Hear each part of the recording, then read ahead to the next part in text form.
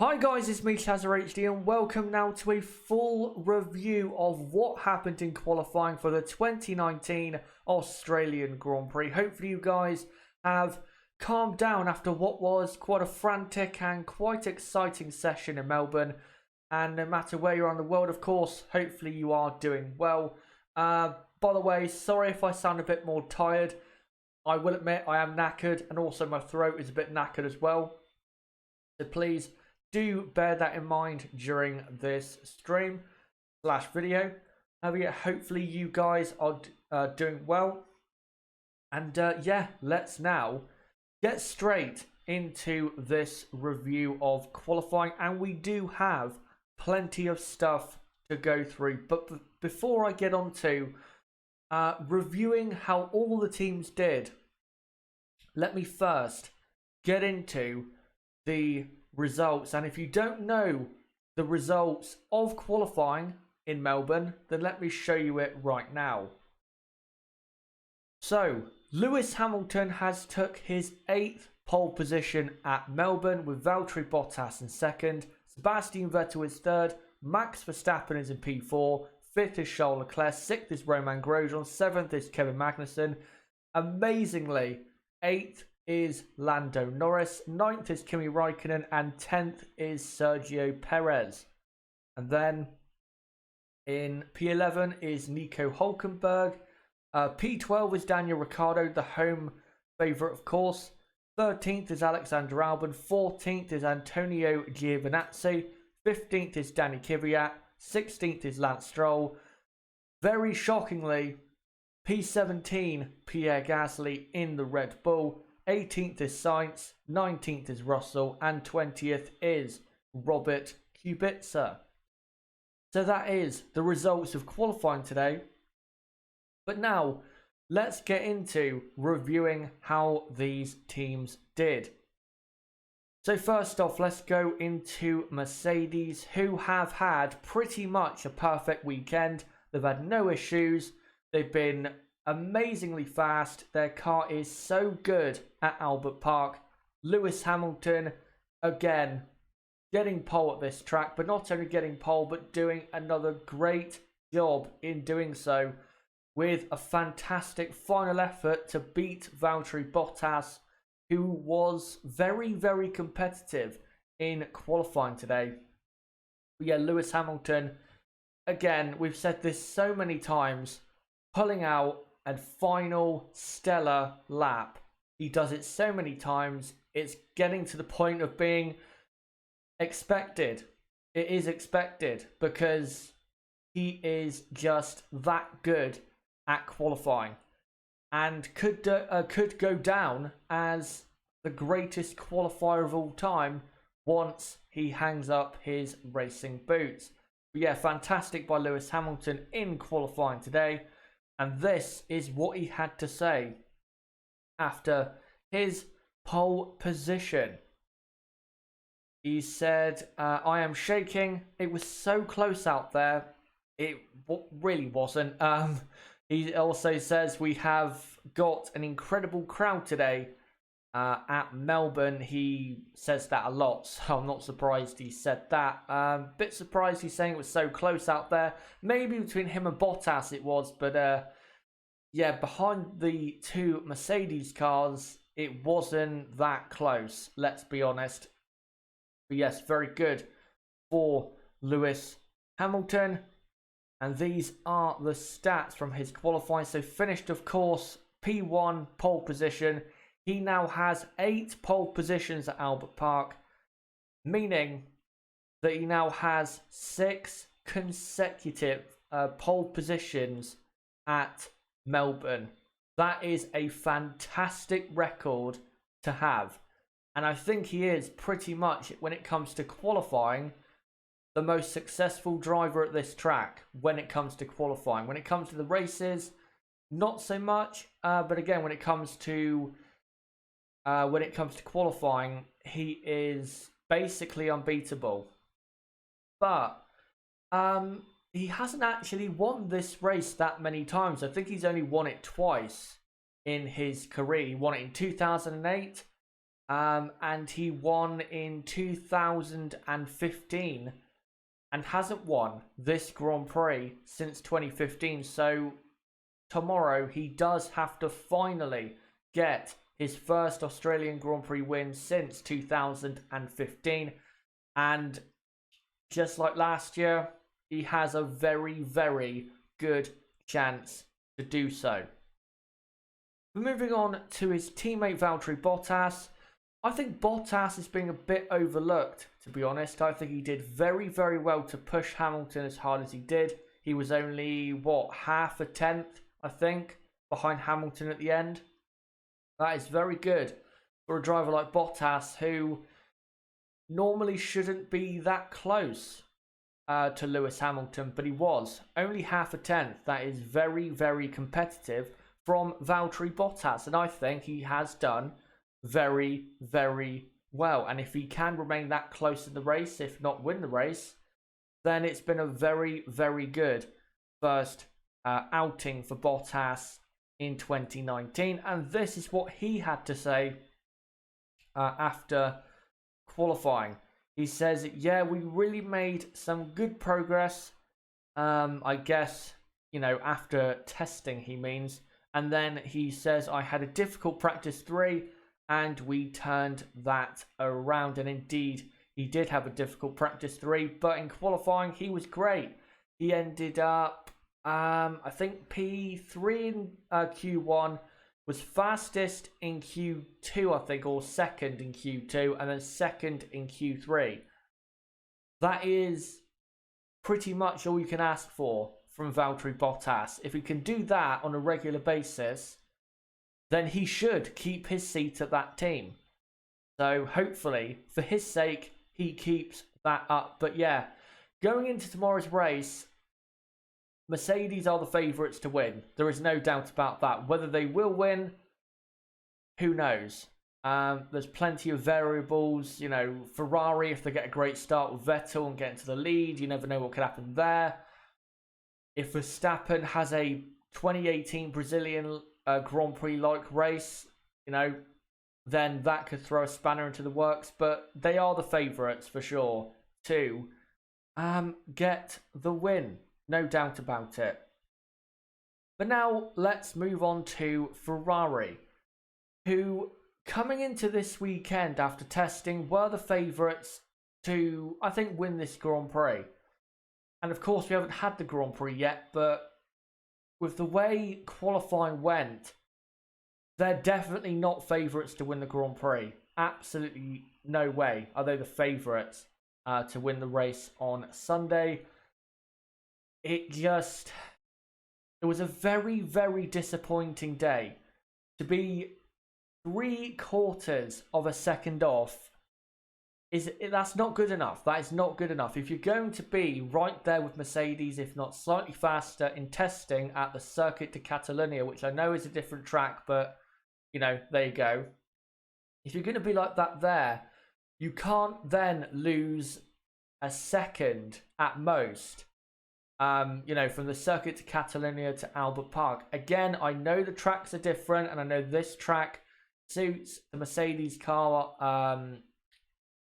more than it does, you know, Catalunya. But you can't excuse Ferrari for that. Ferrari cannot be that far off in qualifying. That is unacceptable, in my opinion. And if they're going to win the championship, you can't be that far off. They've got to be closer. Whether they can close the gap in the race, who knows? You'll remember, guys, last year, of course, Ferrari won the Grand Prix. But if you look at the pace, Ferrari were, what, 8 to 9 tenths off pole position last year? So they're actually closer, but it's still embarrassing, to be honest. But in the race, they were only, I think, 1/4 of a second a lap slower than Hamilton. So if they can, you know, be that close in the race and then maybe get lucky again, they could end up winning the Grand Prix or finishing in second. But I get the feeling with Ferrari, if tomorrow's race is or doesn't have a safety car and doesn't have a load of retirements, I don't really see how Ferrari can win Because even though I think they will be stronger tomorrow on race day, because of the gap that we've seen between Mercedes and Ferrari, I don't think they can just instantly close 7/10, qualifying to race pace. I don't think that can happen. So for me, Ferrari are in a bit of trouble, for sure. And this is what Sebastian Vettel had to say after qualifying. And I want you to pay attention to Vettel's face in this picture, because he does look incredibly happy at what happened in qualifying. So this is what he had to say.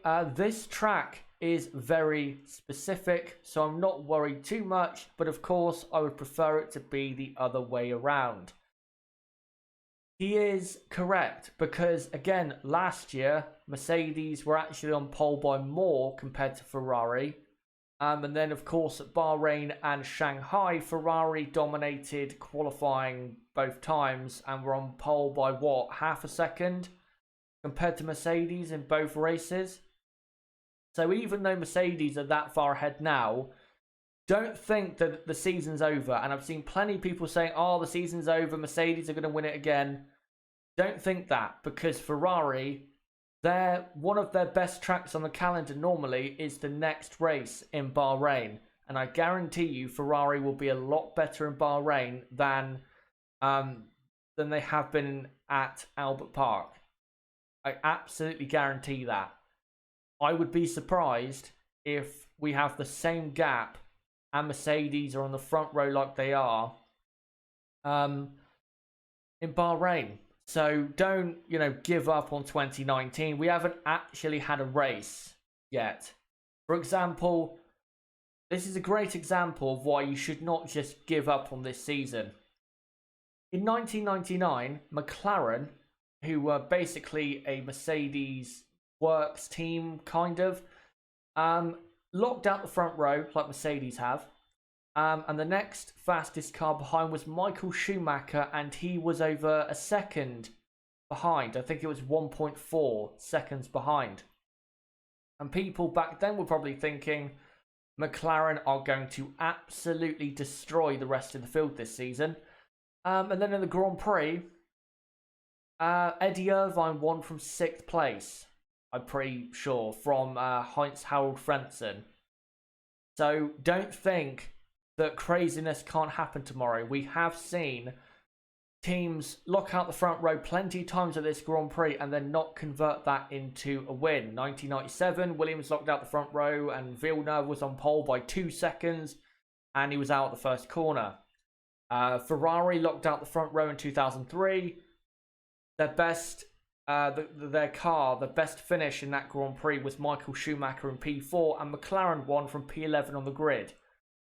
Red Bull locked out the front row in 2010, sorry. And Vettel retired and Webber finished 9th. In 2013, Red Bull locked out the front row again. Vettel finished 3rd, Webber finished 6th. So don't think that just because they've locked out the front row that they are going to dominate the Grand Prix, because there's been plenty of times at this track where teams have locked out the front row and ended up with sometimes nothing or very little compared to what they should be getting. So do not think for a second that the race is over, because we've seen it before at this track. Anything can happen. But moving on from Vettel, let's go on to Charles Leclerc, who I think was slightly disappointing today. Mainly for the fact that I think he should have been on the second row. Him getting relegated down to 5th is not good. Is not good. Because I expect Max Verstappen, who relegated him to 5th, I expect Verstappen's car to perform better on race day than the Ferrari will. And if Verstappen can stay ahead at the start, then I think Leclerc, I wouldn't say he's in trouble, but he's not going to have that great of a Grand Prix if Ferrari are not that quick like they have been this weekend. So not great by Charles Leclerc, but he could surprise us tomorrow with a podium or a race win. As I said, this is Australia. Crazy things can happen, so we will see tomorrow. But for Ferrari, very disappointing and honestly a bit embarrassing considering how good testing was from a pace point of view. Yeah, it is a bit embarrassing for Ferrari, and they need to step it up. In the race, hopefully, they have a lot better race pace, and hopefully for Bahrain, they actually do perform how they really should perform at that track, because again, Bahrain does tend to be one of, if not their best track every season. So wait till Bahrain to see the true Ferrari pace. That's my opinion. Anyway, let's now go on to Red Bull, who didn't have a great qualifying, but I will say they had a good qualifying, because Max Verstappen got on to the second row, and this wasn't because of cars having accidents, faster cars having accidents or making mistakes. It was down to pure pace. That is why Max Verstappen ended up in P4, because the Red Bull Honda had the pace to finish in P4, and by the way was only a 10th behind Vettel. And it does prove that the Honda quote party mode is a lot better than the Renault one. So looking good for Red Bull and Max Verstappen. Now, if Red Bull can do what they did last year and have the best car on race day, then I think Verstappen's looking very good for a podium. I wouldn't say he's looking good for a race win, because I think that'd be a bit too hard for him to do unless he got an amazing start to the Grand Prix. But I think he has a great chance of a podium. I really do. Because on race day, he does tend to be, as of late, the last few races of 2018, does tend to be a lot stronger. And again, the Red Bull car on a race day tends to be the car to be in most of the time. So, yeah, I think Red Bull are really going to be dark horses for the podium. But let's now go on to this man, Pierre Gasly, who had a very, very bad qualifying session, ending up in P17, but it's not his fault. Basically, what happened is the reason he didn't go out on the track was because Red Bull thought that his time that he did was good enough for him to get into Q2, and well, clearly it was not. So an error on the strategy there from Red Bull, and to be honest, it's a bit and I think Pierre Gasly said it was a bit optimistic to think that they were going to get through on just one set of soft compound tyres, because I could have told you that the track was going to really start ramping up in terms of grip, and that people were going to start going faster to try and guarantee a place in Q2. For me, unless you are Ferrari or Mercedes and you have plenty of power to play with, and stuff like that, you really do have to go out at the end of Q1 just to make sure. And I think they should have, obviously in hindsight, but Max Verstappen was only in P10 or P11, so it could have happened to Verstappen quite easily. But yeah, that's not good for Gasly, because now he's going to be stuck behind a lot of cars. Some cars he might find difficult to overtake, such as Kimi Raikkonen, the two Haas's, the two Renaults. So Gasly's not going to have that easy of a race to try and get back up to what should be P6 in the Grand Prix. I think the Red Bull car should be, from that position, good enough to get to that position. But yeah, he's going to have a tough job. I mean, look at Valtteri Bottas last year. Started 15th, ended up in P8 despite having the best car in the Grand Prix. So it's going to be tough for Gasly to get a top 6 finish, and I don't think he will get a top 6 finish. I think he'll probably end up in 7th or 8th. I don't think he'll finish in the top 6. If he finishes any better than 6th, then he has had an amazing race, unless of course it's because of retirements ahead. But yeah, it's going to be a tough one for Pierre Gasly, but for Red Bull, if they can get the start right with Max Verstappen, and the race pace that they had at the end of last year that was so good, if that translates again into this Grand Prix, the first Grand Prix of 2019, don't be surprised if he is on the podium. Maybe behind the two Mercedes or behind a Mercedes and Ferrari. But don't be surprised if, gets a good start, has good race pace. Don't be surprised if Max is on the podium. Because as we saw last year, when he is flying in a race, it takes a very, very good driver to stop him. Just look at Brazil in 2018. The only person that did stop him was a backmarker. So, yeah, we'll see what happens there tomorrow. But before I go on to the midfield, guys, let me know, what did you think of the performance of the top three teams? Do you think Mercedes are going to dominate tomorrow? Also, do you think Ferrari, once we get to Bahrain, are going to be very quick, like we expect them to? And for Red Bull, with Max Verstappen, can they get a podium? And with Pierre Gasly, where do you think realistically he's going to finish in tomorrow's Grand Prix? Let me know in the chat right now and in the comments, and I will read through or reply to your comment. But before I go into reading the live chat, I just want to say, don't forget to subscribe, guys, for more content like this, as tomorrow at 4 a.m. UK time, 1 hour exactly before the race starts, tomorrow morning, I will be live for the race watch along for about 3.5 to 4 hours straight. So don't forget to subscribe for that. Bottom right of the screen, you can subscribe right there, or click on my channel name, go to the channel page and subscribe and hit the notifications bell, so you are notified, of course, as to when I upload. Right. Now let me read through the chat. And again, apologies about my throat, but I have been talking for quite a long time today, so it's understandable, I think. Right, Sebastian says, I believe Seb will finish in P2 and Charles in P4. I feel one of the big teams will get a retirement. Okay. Simon Troop says Max could get a podium tomorrow if he gets a good start. Yeah, I think he can. Red Bull Pulp, I'm predicting Bottas to win this year. That's very ambitious.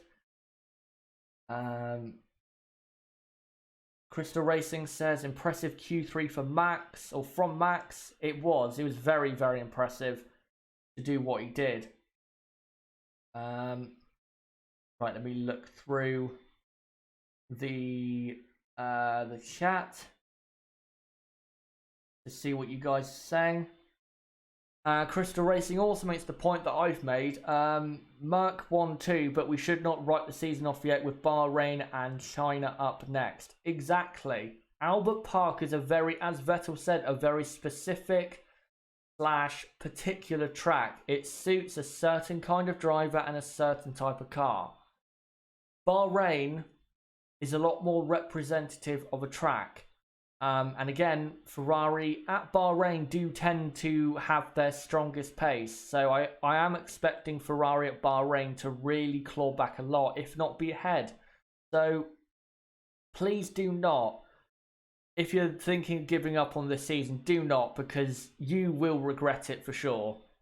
Because who knows, like I said earlier, with the amount of teams that have locked out the front row and then ended up scoring nothing or little, if that happens tomorrow and Vettel wins the race and Mercedes do have that pace going forward, then it's going to be an interesting season. So, don't give up yet. Right. Let me find some more comments. Just looking to find a couple good ones here. TD Emmanuel, Ferrari struggle with the bumps. It's a funny track. Ferrari still very game. NN says, I don't know if he's replying to someone else. I think he is. Saying, I don't think it's the same this year. The gap is less elusive this time because Vettel actually put together a Q3 lap. Ivan Jones says, I honestly think the new regs will be beneficial for more overtaking and close racing. I think they will, because I noticed when cars get into the dirty air of other cars when they're on their qualifying laps and someone's on a slow lap or, trying to speed up, the cars are following better, and also the gap in the DRS is bigger. And even the drivers think it's going to have a big effect. So, if Vettel is in the slipstream of Verstappen somehow on the pit straight, I wouldn't be surprised if he made a move into turn 1. And then what happens next. I'm not going to go deep into that. And of course, another thing, the front wings are wider. So it's going to be a bit tricky at turn 1, because if you're too close to a car, you might end up slicing your end fence off, and then someone's tyre could be cut and then they have a puncture. That could happen at turn 1 at the front of the grid. You don't know. So we'll see tomorrow. Caleb says, why do some people still consider Williams a midfield team? They do that to hide their depression about the situation at Williams. But yeah, they're not a midfield team. They're basically HRT in disguise. Bastian says, overtaking is so hard at Australia, so I see someone being too optimistic and crashing at the start. I think we will have a crash at the start because, again, of the new regulations and because of the wider front wings. I think we will have a crash of some sort. If you notice in Australia, whenever we have new regulations, especially aerodynamic, you do tend to have a crash. So like 2014, Kobayashi piled into the back of Massa, and then Gutierrez got spun around at turn 3. 2017, Magnussen hit Ericsson off the track. Where else? I think 2009 there was a massive one with like Webber, Kovalainen, Heidfeld. So yeah, new regulations, first corner of the season does tend to bring about plenty of crashes. Sly Corton, did you expect Mercedes to be this quick? Setback for Ferrari or early days? After testing, I thought Ferrari were slightly quicker by, I don't know, a tenth or two. But I said coming into this weekend that I wouldn't be surprised if Mercedes ended up on pole. I am surprised that they are on pole and have the front row by such a margin to Ferrari. I am surprised by that. But I'm not surprised by them being on pole, because it does suit that car very well. But when it comes to Ferrari, it is a small setback, but it's not a big one, because once we get to Bahrain, I think Ferrari will improve a lot, because that track screams Ferrari. It's slow technical corners and long straights. That is what the Ferrari car likes. The Mercedes car does also like the straights, but it likes very fast corners where you have a lot of momentum into that corner. Ferrari likes a slow corner or a medium-ish speed corner. At times, it depends really what that type of medium speed corner is, but definitely the slow corners and the long straights, that's what Ferrari loves. So yeah, wait till Bahrain and they should be a lot better. Shanghai will kind of be equal-ish, and then Baku should be close. So don't think that this represents the season, because it doesn't. Even the examples I went through earlier with McLaren in 99, they had the front row by a second and a half, but then at the next race was like Brazil or something, and they were only on pole by half a second. And I know it's a shorter track at Brazil, but it closes up a lot once you get to a proper circuit, because Albert Park is a very particular track.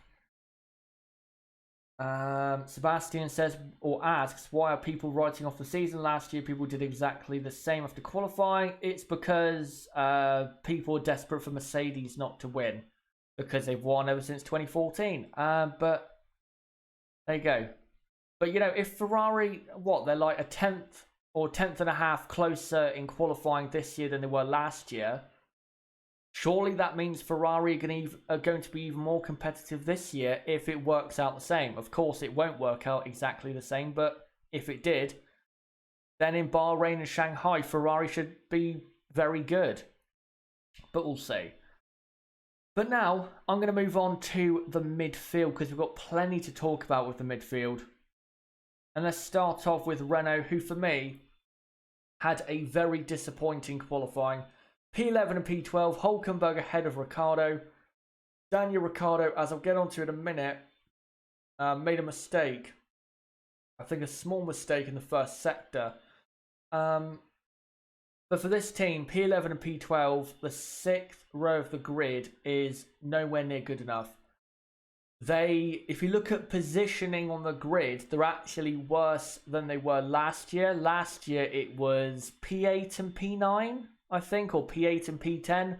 This year it's P11 and P12. Now you could say, oh, you know, the competitiveness in the midfield is a lot better and some teams are a bit stronger than they should be.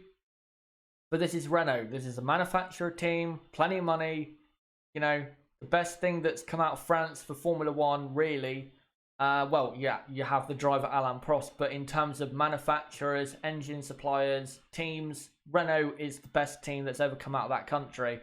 And I think partly, after watching the Netflix documentary, I think Cyril Abiteboul said they're partly state-owned. So, you know, they're a big, big, big team. To be worse off than they were last year in qualifying, I'm afraid, is not good enough.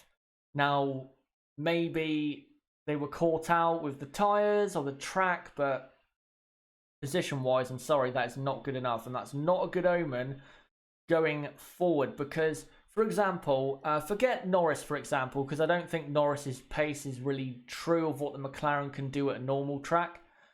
But, you know, Sergio Perez has qualified in P10 in a Racing Point, which has only been a 2019 car for 2 days.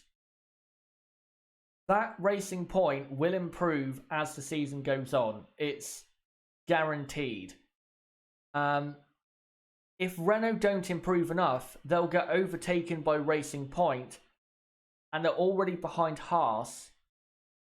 They're already then 6th fastest, and then Alfa Romeo, you could argue, have the faster car. I think they do, just about, but they're definitely behind Haas, and I think Haas will be even stronger at Bahrain because I think Bahrain would suit the Haas car even more than it would Renault. So, yeah, not looking good for Renault at all. But let's hear from Ricciardo in how he didn't make Q3. So he says, I'm clearly disappointed not to make Q3, especially as it was just half a tenth, and that's something I can find in myself. I lost a bit of time in the first sector on the last run. Yeah, maybe he didn't do the absolute best lap he could, but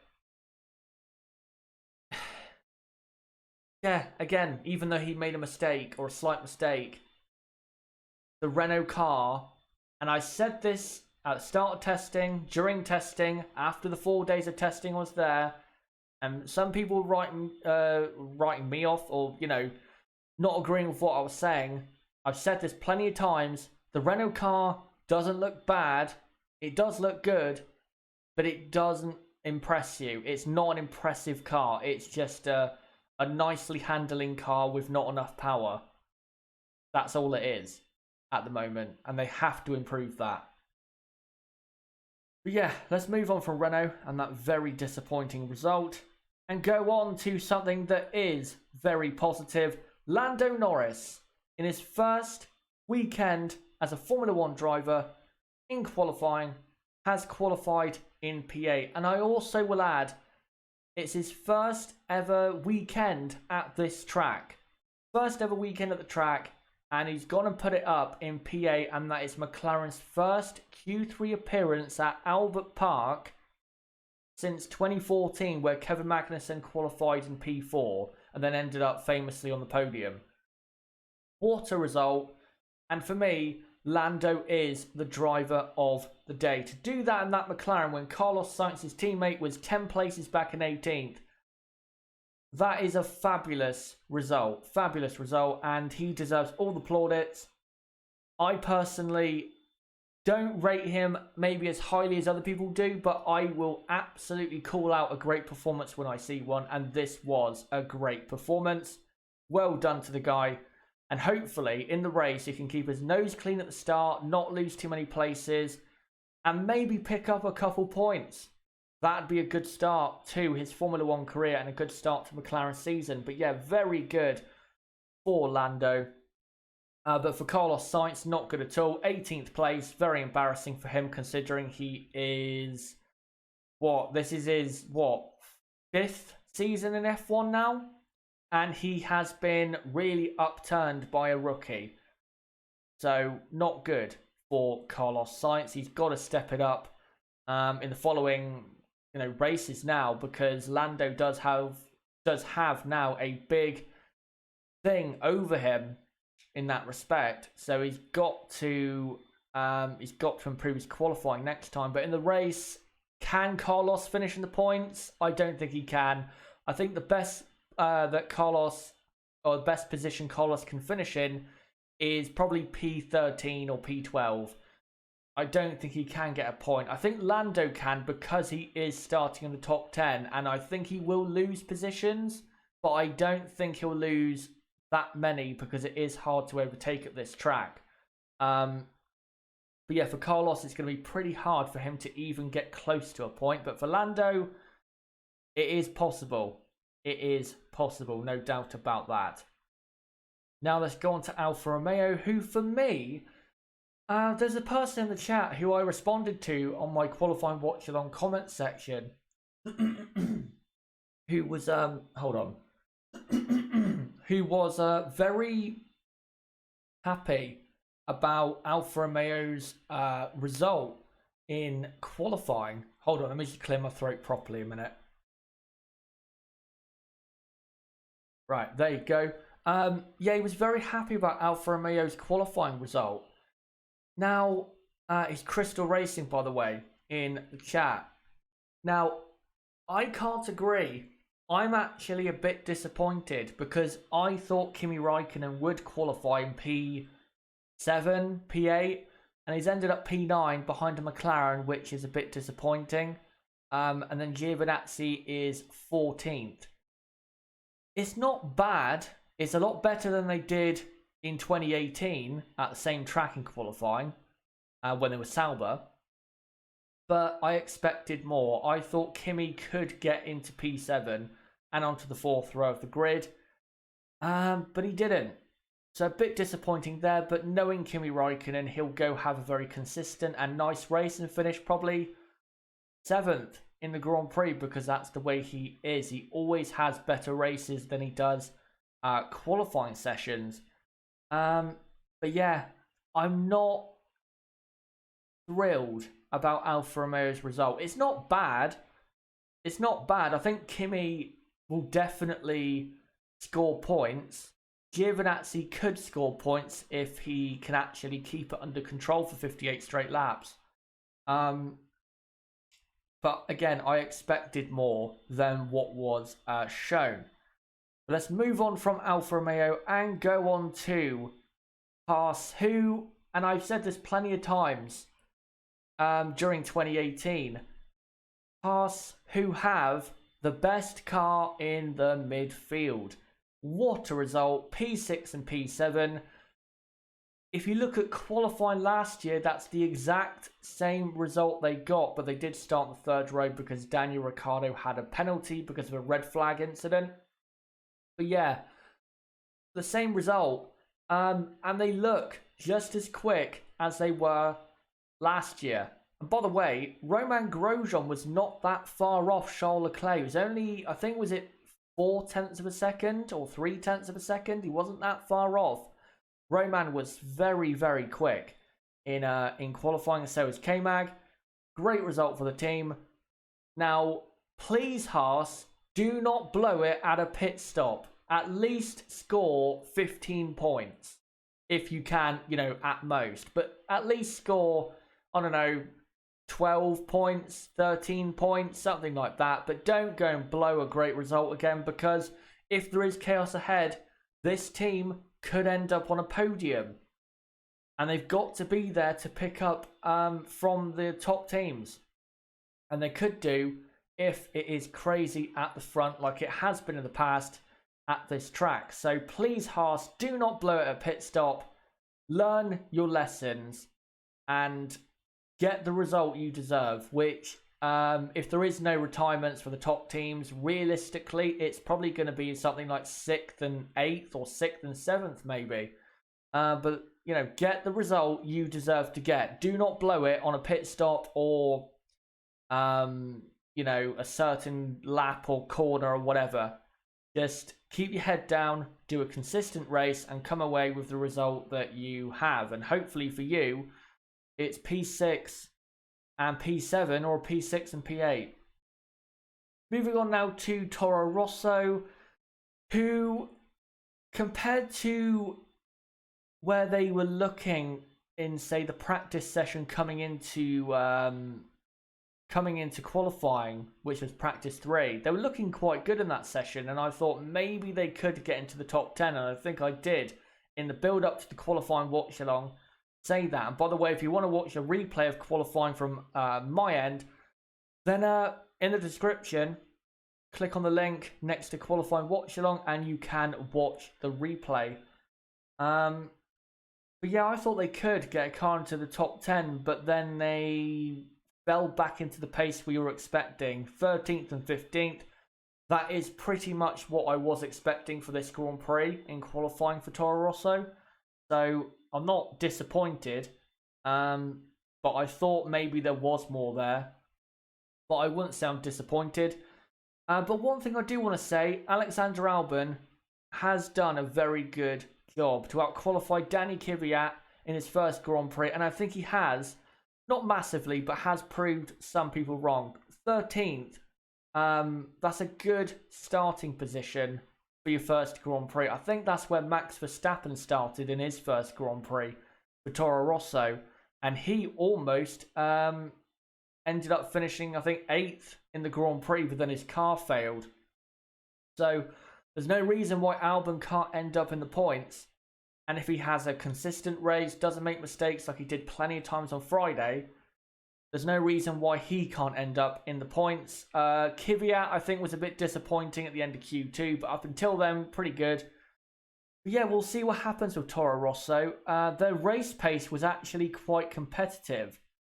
So I think they're going to be right on the edge of the top 10. They might sneak a point. Don't be surprised if they do. Next up is Racing Point, and I want to shout out someone who has not got any credit after qualifying at all. And I'm going to say he bloody deserves credit. Sergio Perez, P10, again in a car that has been a 2019 car for 2 days now. What a result to finish in 10th. Fantastic by Sergio Perez. He deserves so much praise for me. Not as much as Norris or say Hamilton, but he deserves a lot for what he did with that car. Lance Stroll was 16th, but we kind of expect that with Lance, but with Perez, such a great result. And with the way he normally is in a race, he could score a point quite easily, because we know that he can be very consistent in the race, managing the tyres, stuff like that. So, again, and I feel like I'm saying it plenty of times with, teams like Toro Rosso and other drivers, but don't be surprised if this driver ends up getting a point. I think Perez could. I think what you're going to have in the race tomorrow in the midfield is you're going to have Grosjean and Magnussen at the front of the midfield, Raikkonen behind them, probably racing them very hard. And then you're going to have a battle between the two Renaults, Gasly, Perez, Norris and Albon. maybe Giovinazzi for the final 2 points finishes. So that's one thing to look forward to in the race tomorrow. You've got 6 or 7 cars who could easily finish out of the points or in the points. So don't think there's nothing to play for in tomorrow's Grand Prix. There is plenty to play for in tomorrow's Grand Prix. But yeah, Perez, such a great drive and deserves a lot more credit for the drive he put in. Very good performance. Well done to Sergio Perez. But of course, I need to go on to the final team, which is Williams. Well, 19th and 20th, no shock there. That's basically pole position in the front row for them. But one interesting thing I just want to know, and Nib actually sent me a message about this. It was a tweet from Will Buxton, and I actually think it's quite funny. So Robert Kubica crashed in Q1. He hit the wall at the exit of turn 10, I believe, and broke or punctured his rear tyre. He came out and said that he crashed because for the first time, the Williams car worked and it actually had grip. Meaning that the Williams car was too slow to hit a wall before, and that at that moment it was so much better they then hit a wall. How has this team sunk this low where they finally get grip out of their car and then they put it in the wall? Not deliberately, of course, but that's just the way it works for them, isn't it? But how depressing is that? The first time you get grip out the car and it's so grippy it hits the wall. That is just, that's another level of bad. That is another level. But yeah, Williams, what do you want me to say? From Bahrain on, to be honest, guys, I'm probably not even going to look at Williams because they're not going to do anything for the rest of the season. So what's the point?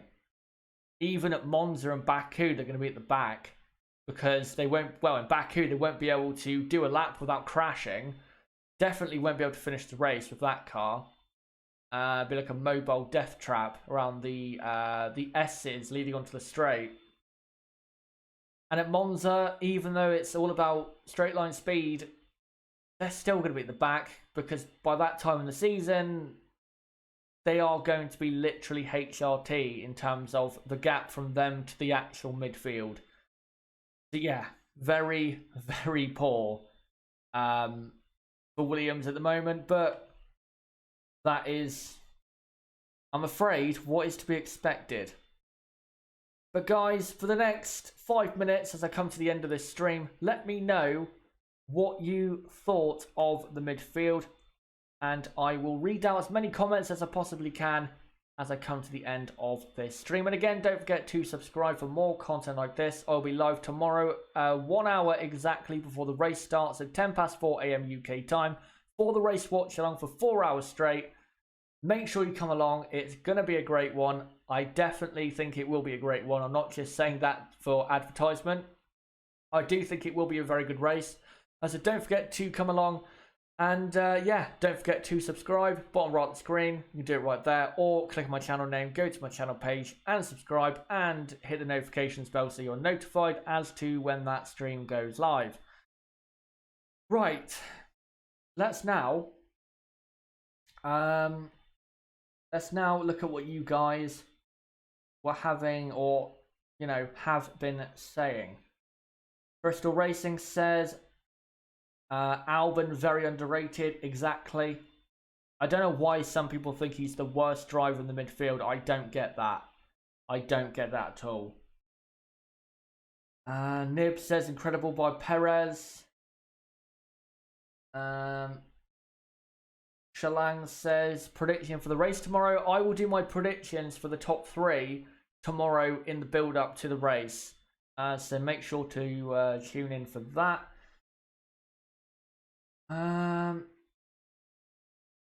Sebastian, I can't believe I woke up at 5 a.m. to watch Ferrari finish 3rd and 5th. I guess that's how F1 works.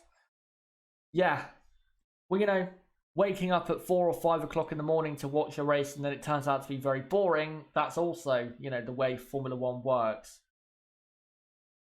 You can't always get a great race, but when you do, you have to appreciate it. Right, let me look back through the chat to see what you guys are saying. Hallam and McLaren are back. Not yet. Let's wait before we, let's wait before we say that. Crystal Racing says, I hate how Ferrari and Mercedes keep pretending they're slow and the other team have something in hand. If you want, go back to the qualifying watch along and watch the build-up. I actually did a piece on that where I explained exactly why they do that. It's because, and I think I did a little saying in that piece, and I'll say it again if I can remember what it was exactly. It was something like, it's better to lose when you're expected to lose than it is to lose when you're expected to win. That's why they do it, because if they lose, they can say, well, we were never going to win, da-da-da-da-da. It's a common tactic to, so you don't come off to the public or your fans or whatever worse than you actually are. Right. Let's look through the chat. See what you guys are saying. Sebastian, McLaren did well, but last year they also did good. Then we know what happened next. Well, in qualifying last year, they were P11 and P12. So they've actually got a better qualifying position. But of course, they did get a bit lucky with Alonso finishing in P5. If that happens again, though, that's a great way to start. That's a great way to start 2019. Motorsport Tube says Hulkenberg outqualified Ricciardo. Indeed, he did. So in a way, he had a pretty good qualifying. I also think Russell did well with the car he had. Expected him to be further off the midfield teams than what he was. Let's have a look quick. Where is it? At the results. Yeah, 1.3 seconds. That's not too bad considering the Williams car's probably slower than that. So yeah, not too bad by Russell. Rona Brady, DeResta needs to stay away from the podium interviews. Right, let me find a few more or a couple more comments, and then I'll end the stream because I am knackered and I think I do need to go to sleep because we have a long stream ahead of us tomorrow. Astro Stevo, great to see him, asks thoughts on Danny Rick's hopes here. Starting from P12 makes his job very difficult, but with the way he is, if he can be decisive and take opportunities when they arise like he normally does, then he should finish in the points. But it's going to be tough because you've got Gasly behind, who is in a faster car. Got his teammate to contend with. You've got Perez there, who won't be easy to pass. He never is. Kimi Räikkönen, very consistent driver and is in a better car, I think. So yeah, it's going to be tough, but even if he's not as fast, if he gets the opportunity to pass those faster drivers, he's got to take it straight away. Because if he gets a bad start, for example, and then ends up in P15 or P16, I don't think he will finish in the points because I don't think the Renault car is quite that quick to go from P16 to P10 unless there are retirements. Right. Let me read out a couple more. Crystal Racing, get some orange juice and honey for your throat. We don't want you damaging your throat too much. Um, it was quite bad yesterday, but then once I slept and woke up, it was fine, and it was mostly. I thought it was absolutely fine during the qualifying watch along. So once I rest it for tomorrow, it should be fine. But at the end of the race watch along, I'm probably going to sound like a beaten down dog. Right. Last comment goes to Ronan Brady, who says, I don't see why people are surprised by this Mercedes pace. I'm not at all. Well, it depends on who you think really does have the pace. I am surprised by their pace. I'm not surprised by the pole position, but I am also surprised by the front row lockout. But there you go. So guys, thank you very much for coming along for the review of qualifying, the first qualifying of 2019. And of course, I'll be doing this again, 20 more times in 2019. So hold your horses when it comes to not watching Formula 1 in 2019, because we have 20 more race weekends after this. It's going to ebb and flow, trust me. Ferrari are going to have races where they have the better car. So please do not give up on 2019. It would be ridiculous to do so. But yeah, thank you guys for coming along for the qualifying review. Don't forget to subscribe for tomorrow's race watch along. Right hand side of the screen, you can click subscribe right there, or click on my channel name, go to the channel page and subscribe, and hit the notifications bell. Like this video, comment down below what you thought of this video, and what are your thoughts of the team's performances in qualifying, and who do you think is going to do what in the race? Who will finish in the points? Who's going to win? Second, third, fourth, and fifth. What do you think is going to happen in the race tomorrow? As well, don't forget to join my fantasy league. The entry code for the fantasy league is in the description. It says ChazzaHDF1 F1 Fantasy League entry code, and then there is the code. So if you copy and paste that, or just type it in on the website to find a league, you will find mine, and you can enter and try and win that. I've just started it up, and yeah, we'll see how you guys do after tomorrow's Grand Prix. And as well, don't forget to join my Discord server, link below in the description. That is the best place for notifications for my videos. And we have a great community over there. It's growing fast. We have about 125 people in there now. So we are growing quite fast. And I am quite active in there. So yeah, join that. Definitely. Because again, it is a growing community, and it is also probably the hardcore ChazzaHDF1 community over there. Don't forget as well to follow me on Twitter at Chaz6110, a great place to keep up to date with me and what I'm doing, and also, when I upload videos, go live, stuff like that, or if I'm not going live or not doing a video, I'll explain on Twitter most likely. And also, don't forget to check out my website ChazzaHD.com for more content like this. But guys, until the first race of 2019, the 2019 Australian Grand Prix, which is tomorrow, and until the race watch along, which is from 10 a.m. or 10 past 4 a.m. UK time until about 8 a.m. UK time tomorrow. Until then, guys, it has been me, ChazzaHD. Goodbye.